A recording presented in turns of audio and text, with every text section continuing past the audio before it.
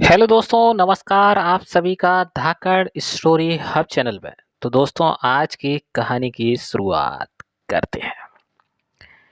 एक लड़की थी। वह बड़ी सुंदर थी।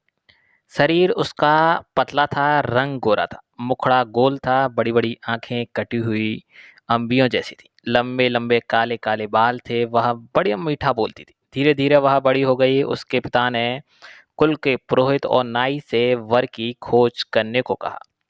उन दोनों ने मिलकर एक वर की तलाश किया। ना लड़की ने होने वाले दूल्हे को देखा, ना दूल्हे ने होने वाली दुल्हन को। धूमधाम से उनका विवाह हो गया। जब पहली बार लड़की ने पति को देखा तो उसकी बदसूरत शकल को देखकर वह बड़ी दुखी हुई। उसके विपरीत लड़का सुंदर लड़की को देखकर फूला नहीं समा रहा था।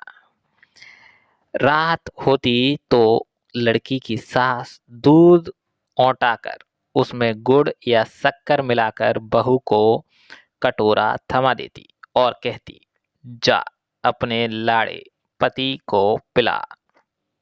वह कटोरा हाथ में लेकर पति के पास जाती और बिना कुछ बोले चुपचाप खड़ी हो जाती। उसका पति दूध का कटोरा ले लेता और पी जाता। इस तरह कई दिन बीत गए। हर रोज ऐसे ही होता। एक दिन उसका पति सोचने लगा, आखिर यह बोलती क्यों नहीं है।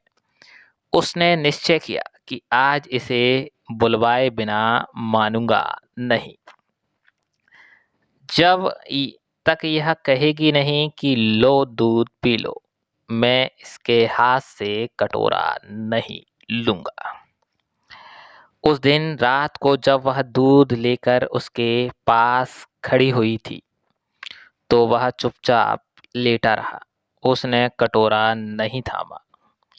पत्नी भी कटोरे को हाथ में पकड़े खड़ी रही।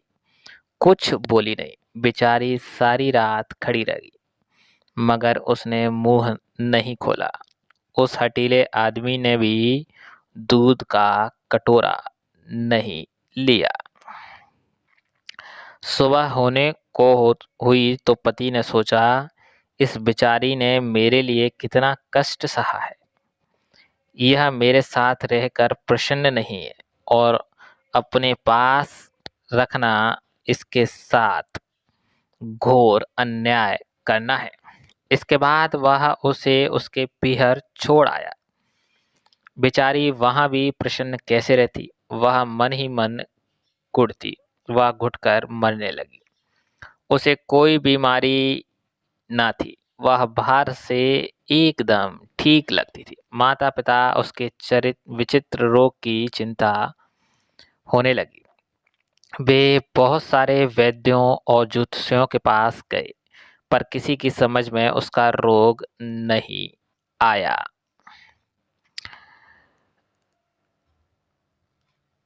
अंत में एक बड़े जोशी ने लड़की के रंग रूप और चाल ढाल को देखकर असली बात जान ली। उसने उसके हाथ में रेखाएं देखी। जोशी ने बताया, बेटी, पिछले जन्म में तूने जैसे कर्म किए थे, तुझे ठीक वैसा ही फल मिल रहा है।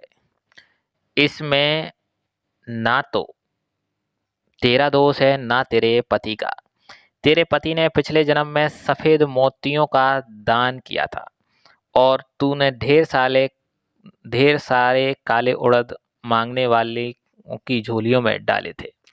सफेद मोतियों के दान के फल से तेरे पति को सुंदर पत्नी मिली है और तुझे उड़द जैसा बदसूरत आदमी मिला है। ऐसी हालात में तेरे लिए यही अच्छा है कि तू अपने पति के घर चली जा और मन ही मन किसी भी प्रकार की बुरी भावना लाए बिना उसी से संतोष कर। जो तुझे मिला है और आगे के लिए खूब अच्छे अच्छे काम कर, उसका फल तुझे अगले जन्म अवश्य मिलेगा। जोशी की बात उस लड़की की समझ में आ चुकी थी और वह खुश होकर अपने पति के पास चली गई। वे लोग आनंद से फिर रहने लगे। दोस्तों, कर्म का फल कहीं न कहीं आ ही जाता है। इसीलिए हमारे जितने भी ज्योतिषी यज्ञ हैं या जो भी हमारे महाराज हैं, जो भी गुरु हैं, वो हमें अच्छी बात सिखाते हैं कि आप इस जन्म में अच्छा कीजिए, तो आपको उस अगले जन्म में अच्छा फल मिलेगा। वही इस कहानी की घटना आधारित है। लड़के ने अच्छे कर्म किए, इसीलिए उसे लड़की अच्छी मिली, जबकि लड़की ने ऐसे कर्म किए कि उसे उसके अनुसार वर मिला।